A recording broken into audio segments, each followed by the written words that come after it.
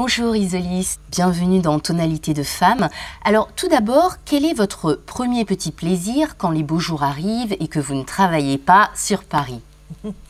Alors Paris, c'est dur de trouver des petits plaisirs à Paris, mais c'est le dimanche arriver à profiter un peu du soleil dans le 9e. Moi je vis dans le 9e et je travaille aussi dans le 9e, donc voilà, c'est les promenades sur la rue des Martyrs, le haut de Montmartre, et profiter de moments un peu calmes entre deux saisons.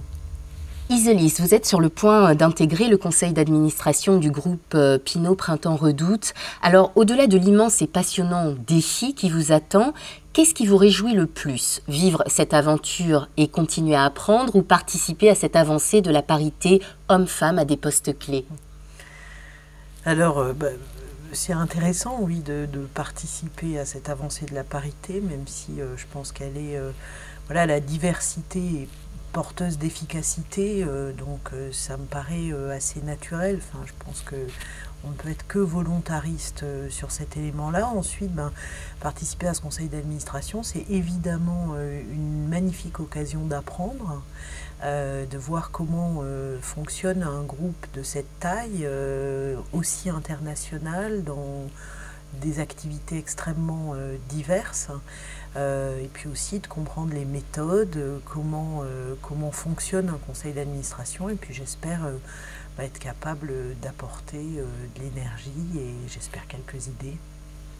Comment définiriez-vous le marketing interactif, l'une des activités principales de Mille Merci, votre société créée en 2000?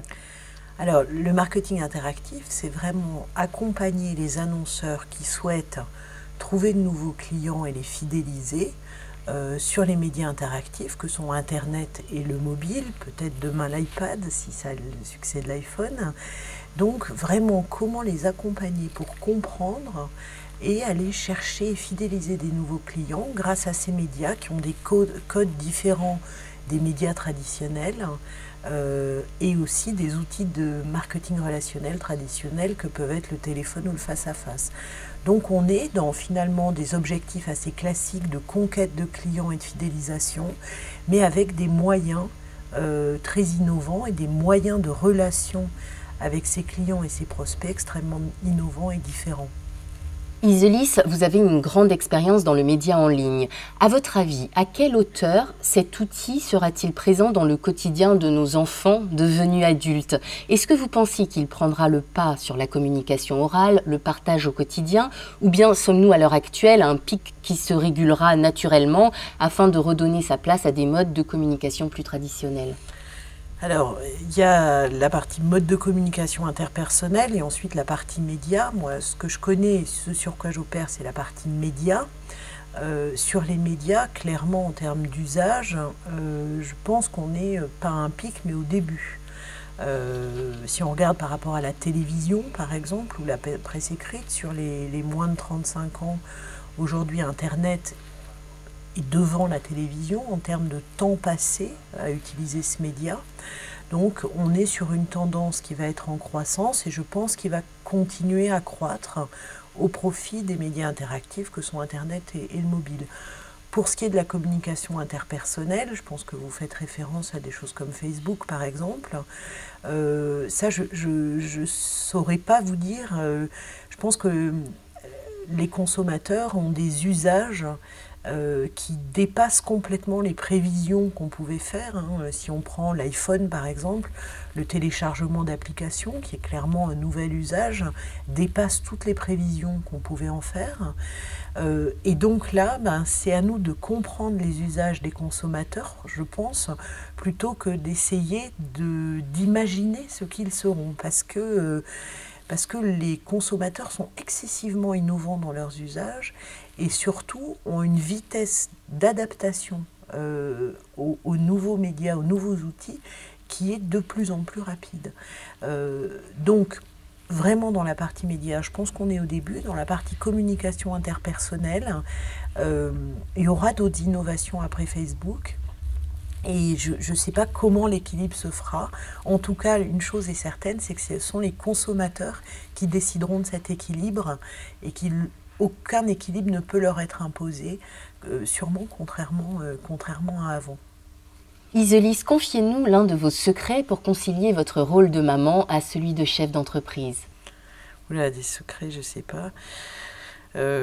C'est compliqué, enfin je pense que c'est une question, c'est des problématiques d'équilibre. Après, on est bien ou pas dans un équilibre et ces équilibres changent. Je pense qu'il faut, en tout cas, il faut être bien dans ce qu'on fait au moment où on le fait. C'est important d'être bien quand on est chez soi, bien quand on est au bureau. Et après, je pense qu'il y a des gens qui mettent des frontières, des gens qui en mettent pas. Moi, ma vie personnelle et professionnelle, c'est assez poreux tout ça. Je sais pas faire très bien en partageant assez clairement. Maintenant, je pense qu'il y a plein d'autres modèles et que surtout il y a de plus en plus de modèles différents pour les femmes et de moments d'équilibre différents. Je pense qu'avant, on se disait, voilà, je suis comme ça et je dois rester comme ça pendant 30 ans. Je pense qu'aujourd'hui, peut-être pendant quelques années, on a envie de quelque chose, d'autre chose les années suivantes. On n'a pas besoin de se projeter dans un équilibre, de s'enfermer dans un équilibre. On peut faire évoluer cet équilibre au gré de ses envies, voilà, ce dont on a envie à ce moment-là. Moi, mon secret, en tout cas, c'est d'essayer de pas avoir de modèle et de pas m'enfermer dans un équilibre qui de facto doit pouvoir évoluer, doit pouvoir être un peu élastique et donner un peu de liberté pour être bien à un moment donné, dans un équilibre donné. Mais c'est pas toujours simple et parfois on n'est pas bien dans un équilibre et voilà, il faut essayer d'en retrouver un, mais c'est pas... je pense qu'on est... forcément, on est forcément dans le mouvement. On n'est pas... on peut pas se dire voilà ce qui me rend heureux et je veux que ça soit comme ça. C'est ce qui rend heureux à un moment donné qui est important, pas la vision qu'on peut avoir de ce qui rend heureux. Merci infiniment Isolisse pour ce partage. À bientôt. Merci beaucoup.